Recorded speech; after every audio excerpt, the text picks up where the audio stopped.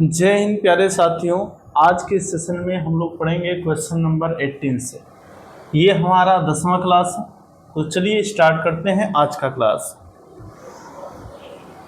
आज की क्लास में ये पहला क्वेश्चन जो है, केंद्र से प्रारंभ करते हुए बारी बारी से केंद्रों ए व बी को लेते हुए त्रिज्याओं 0.5 सेंटीमीटर, 1 सेंटीमीटर, 1.5 सेंटीमीटर, 2 सेंटीमीटर वाले उत्तरोत्तर अर्धवृत्तों को खींचकर एक सर्कल बनाया गया है। जैसा कि आकृति 5.4 में, यानी ये 5.4 है आकृति, ठीक है।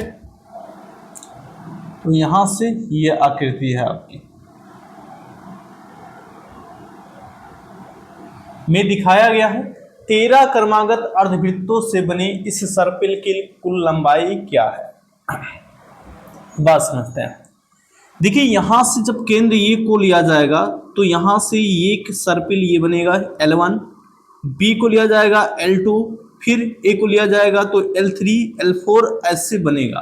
और कितने अर्धवृत्त बनेंगे, ठीक है, यहाँ पे 13 अर्धवृत्त बनेंगे। देखिए, यहाँ पे ये जो बनेगा, यहाँ से L1 की बात करें तो अर्धवृत्त है, L2 की बात करें तो अर्धवृत्त है, L3 की बात करें तो अर्धवृत्त है, लेकिन इनकी त्रिज्याएं बदलती हैं। तो यहां से हम क्या कह सकते हैं कि यहां पे इनकी लंबाई L1, L2, L3 dot dot कितने पदों तक, 13 पदों तक होंगी, ठीक है, 13 पदों तक।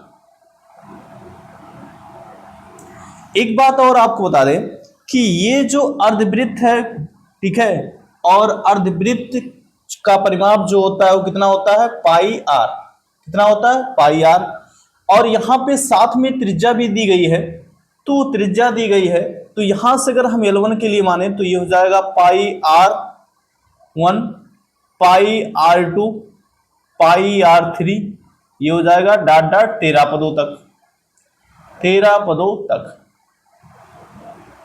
यहां से यहां पर हम चेक कर लेते हैं क्या ये AP का निर्माण कर रहे हैं। तो देखिए, यहां पे इसमें से इसको घटाइए तो पाई R2 माइनस पाई R1, और पाई कॉमन कर लेंगे तो R2 माइनस R1 हो जाएगा। पाई यहां रख दीजिए ऐसे ही।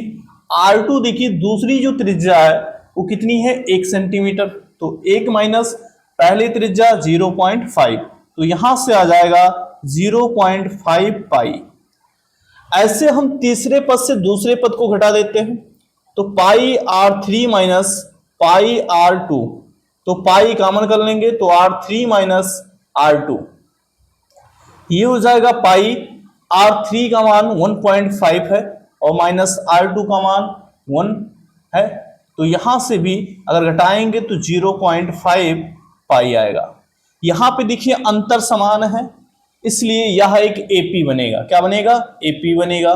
तो AP बनेगा और इस AP के 13 पदों का योगफल निकालना है, तो यहां योगफल निकाल देते हैं। देखिए, इसमें पहला पद पाई R1 है और ये आपका D निकल चुका है, ठीक है।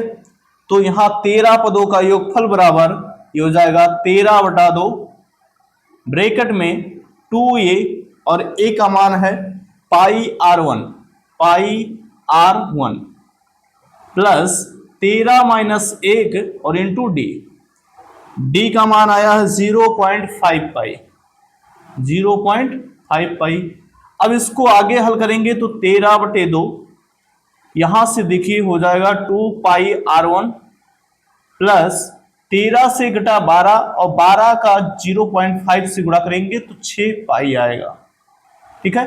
इसको आगे हल करेंगे तो ये हो जाएगा 13/2। यहां पे देखिए, यहां पे क्या करेंगे, पाई का मान हमें दिया गया है 22/7, तो रख देते हैं। तो यहां पे और R1 का मान रखेंगे तो 2 गुणे 22/7 और गुणे R1 कितना है 0.5 प्लस 6 गुणे 22/7, ये हो जाएगा। इसको आगे हल करेंगे तो ये हो जाएगा 13/2, और देखिए 2 का गुणा इससे करेंगे तो हो जाएगा 1, और यहां पे बचेगा 22 × 22, 22/7, और 22 का 6 से गुणा होगा तो 22 × 6 = 132/7, तो यहाँ पे देखिए ये हो जाएगा 13/2 और यहाँ गुणे दोनों के हर बराबर हैं तो अंश को डायरेक्ट जोड़ लेंगे तो ये हो जाएगा 2 2 4 3 2 5 154/7। ठीक है, इसको देख रहे हैं कुछ कट रहा है तो 7 से काट दीजिए, 7 दूना 14 तो 7 दूना 14 और 2 से काट दीजिए 11 दूना 22। फिर क्या करेंगे 11 और 13 का गुणा करेंगे तो 11 तिया 33 के 3 और 11 के 11 3 14 तो ये हो जाएगा 143 सेंटीमीटर। यानी ये जो कुल सर्पिल बनेगा, ठीक है, इसकी लंबाई जो होगी 143 सेंटीमीटर होगी और यही हमारा आंसर होगा।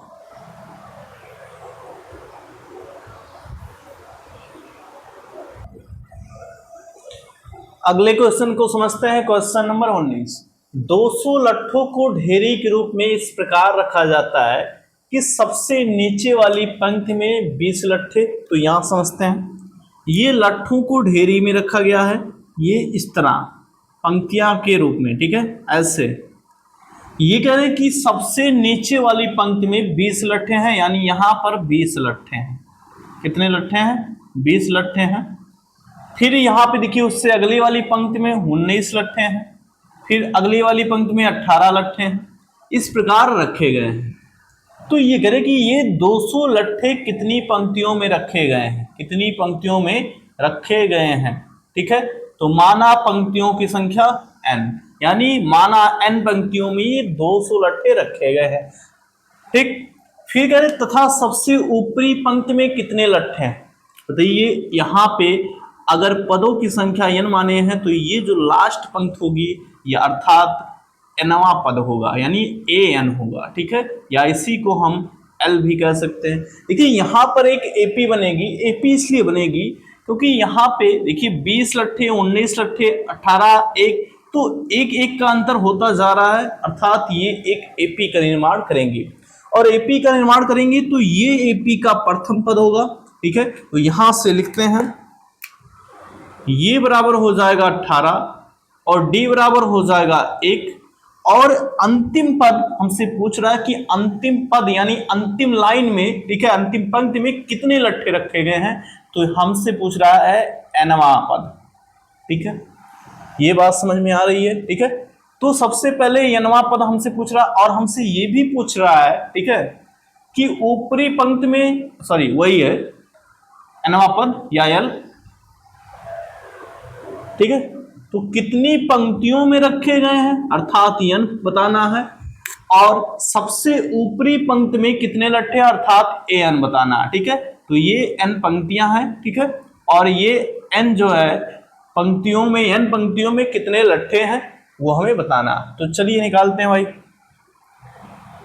टोटल जो लट्ठे हैं वो 200, यानी n पंक्तियों में 200 लट्ठे हैं तो इस तरह हम लिखेंगे, यानी n पदों का योगफल बराबर 200।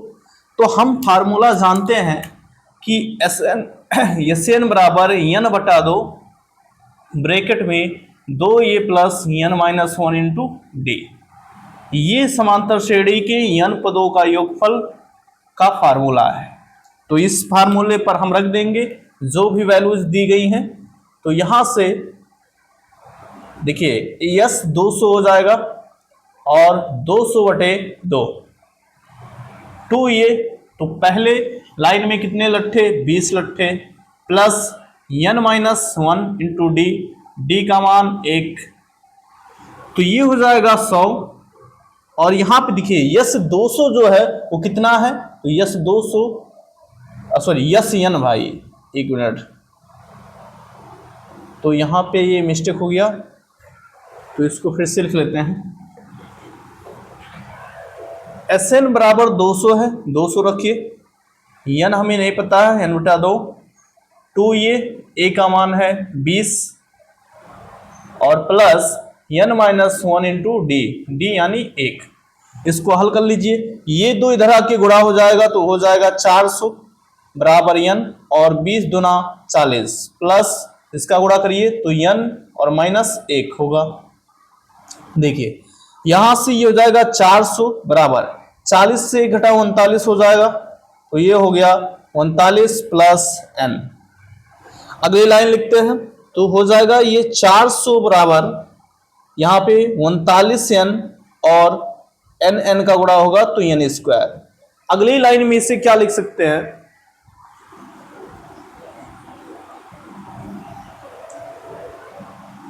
तो यहां से हम इसको लिख सकते हैं, देखिए ये उसको उधर ले जाएंगे तो ये हो जाएगा -400, तो यहां लिखेंगे n स्क्वायर प्लस 39n और -400 बराबर 0।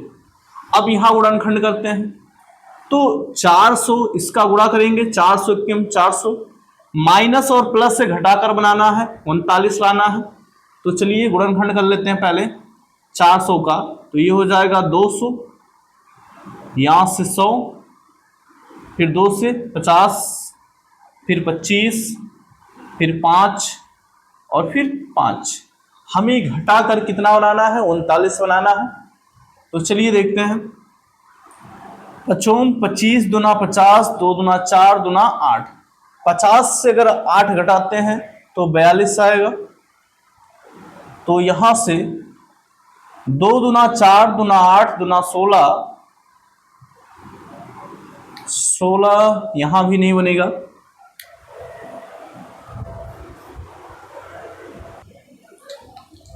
यहां पर थोड़ा सा देख रहे हैं, यहां पर एक गलती हो गई है। वो गलती ये है कि d का मान -1 होगा, क्योंकि देखिए एक एक घट रहा है, ठीक है, 20 से 19 हो रहा है, 19 से 18 हो रहा है। तो यहां पर अब सही कर लेते हैं, ये -1 हो जाएगा, -1 का गुणा करेंगे तो यहां पे हो जाएगा -n और यहां पर हो जाएगा +1, ठीक।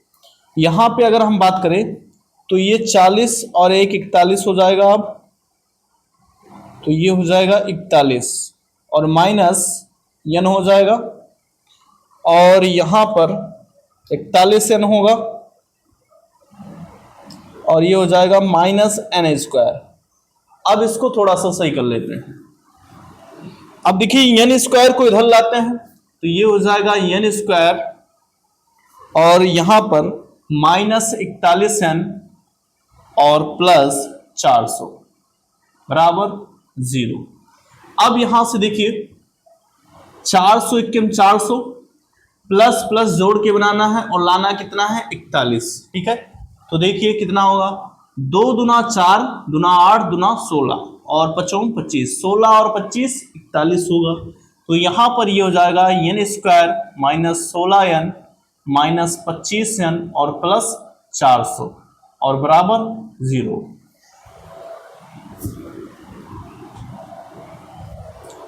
इन दोनों में n कॉमन है, कॉमन कर लीजिए तो n -16 हो जाएगा, -25 कॉमन करिए तो n -16 यहाँ भी होगा बराबर 0। इन दोनों में n -16 कॉमन है और यहाँ बचेगा n -25 और बराबर 0, ठीक है। तो एक बार इसको 0 के बराबर करेंगे तो जब n -16 बराबर 0 तो यहाँ से n बराबर आ गया 16 और जब n -25 बराबर 0 तो यहां से n बराबर आ गया 25, ठीक है। n के 2 मान मिले, देखिए तो पदों की संख्या 16 भी आ सकती है और 25 भी आ सकती है, इनका कहना ये है। लेकिन हम यहां से कंफर्म करेंगे कि 16 और 25 में कौन सा आंसर सही है कौन नहीं सही है, ठीक है। चलिए देखिए यहां से एक बात समझते हैं, हमसे और क्या पूछा गया है कि लास्ट पंक्ति में, ठीक है, कितने लट्ठे होंगे। तो चलिए समझते हैं पहले, लास्ट पंक्ति का यानी लास्ट पद बराबर a + n - 1 × d। अभी यहां से क्लियर हो जाएगा कौन सी वैल्यू मान्य होगी कौन सी वैल्यू अमान्य होगी। तो हमें अंतिम में चाहिए, तो a का मान दिया गया है 20 प्लस, ठीक है, अंतिम यानी हमें n का मान अगर हम 16 रखते हैं तो यहां से हो जाएगा 15d और d का मान -1, तो ये हो जाएगा 20 और -15 तो बराबर हो जाएंगे 5 लट्ठे। अगर हम n का मान यहां पर 25 रखते हैं, ध्यान से देखिए, तो ये 25 से घटेगा 24 आएगा और 24 का गुणा -1 से होगा तो -24 होगा और -24 से जब 20 घटाएंगे, ठीक है, तो -4 लट्ठे आएंगे और लट्ठों की संख्या निगेटिव हो नहीं सकती है, इसलिए ये अमान्य हो जाएगा। ठीक है, ये अमान्य हो जाएगा। तो यहां पर पंक्तियों की संख्या कितनी आई? 16। ये हो गया पंक्तियों की संख्या, पंक्तियों की संख्या। और अंतिम पंक्ति में कितने लट्ठे आएंगे? तो 5 लट्ठे आएंगे। अंतिम पंक्ति में 5 लट्ठे आएंगे। तो ये हमारा आंसर है।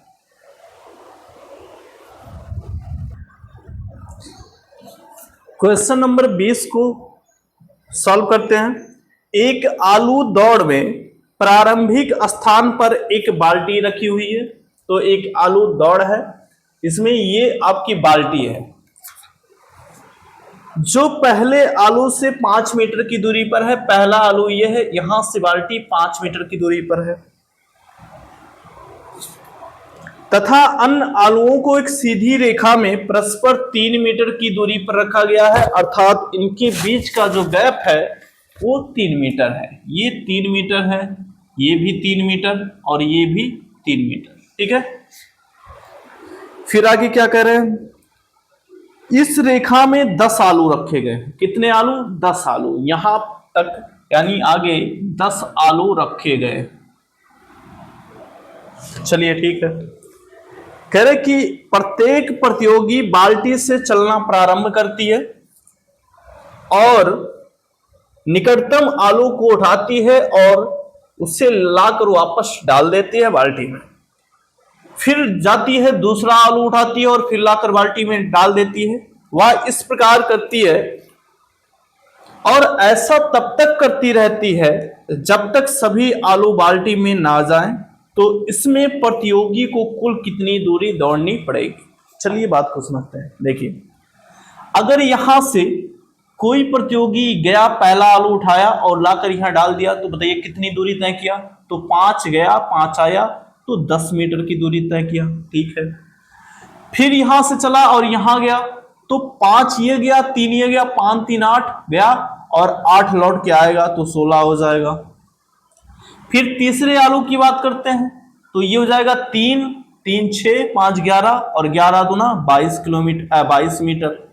ऐसे वो दौड़ता जाएगा और कितने आलू को उठाना है? 10 आलू तक। ठीक है, यानी यहां पे 10 आलू उठाना है तो 10 पद होंगे। ठीक है, हम यहां देख रहे हैं कि एपी बनना है। क्या बनना है? 6 अंतर यहां आएगा और 6 का अंतर यहां आएगा। तो यहां एक एपी बनना है। ऐसा एपी बनना है जिसमें प्रथम पद 10 आएगा, सार्वांतर 6 आएगा और पदों की संख्या 10 आएगी, क्योंकि 10 आलू हमें उठाना है। बात क्लियर? ठीक है, तो यहां से एक एपी बना और उस एपी का प्रथम पद कितना है? 10, सार्वांतर कितना? 6 और पदों की संख्या कितना होगा? 10। तो ये इस प्रकार उठाकर लाकर आलू बाल्टी में डालती रहेगी। तो ये पूछ रहे हैं कि 10 आलू को उठाकर लाकर बाल्टी में डालने पर कितनी दूरी तय करनी पड़ेगी, अर्थात ठीक है 10 पदों का योग हमें निकालना है। 10 पदों का योग, तो हम जानते हैं कि n पदों का जो योग होता है वो होता है n बटा 2 ब्रैकेट में 2a plus n minus 1 into D. इस फार्मूला में रख देंगे, तो यहां पे रख देते हैं इस फार्मूले में। तो n का मान हो गया 10 बटा 2 2a, तो पहला पद 10 है और प्लस यहां पे 10 में से 1 घटेगा तो 10 माइनस 1 और d का मान कितना है? 6। इसको आगे सॉल्व कर लेते हैं। ये काट दीजिए, हो जाएगा 5। ठीक है, और यहां से हो जाएगा S10। तो ये होगा S10 बराबर 5 बाहर हो जाएगा, 2 दहाई 20 प्लस 10 से घटा 9 और 9 छक 54। अब इसको आगे हल करिए, तो 5 गुणे 20 और 54 कितना हो जाएगा? 74। तो 5 का गुणा 4 से कर दीजिए, 5 चौक 20 के 0 2, 5 सत्ते 35 और 2 37। तो यहां से ये हो जाएगा 370 मीटर की दूरी उसे चलनी पड़ेगी। ठीक है, जो भी प्रतियोगी होगा उसको सभी आलुओं को उठाकर ठीक है बाल्टी में रखने के लिए 370 मीटर की दूरी तय करनी पड़ेगी। बात क्लियर? ठीक है, तो ये हमारा लास्ट एक्सरसाइज का लास्ट क्वेश्चन था जो कि सॉल्व हो चुका है। और आज का क्लास यहीं पर समाप्त करेंगे। इसके बाद हम मिलेंगे एक नए सेशन में अगले चैप्टर के साथ। तब तक के लिए थैंक यू, बाय।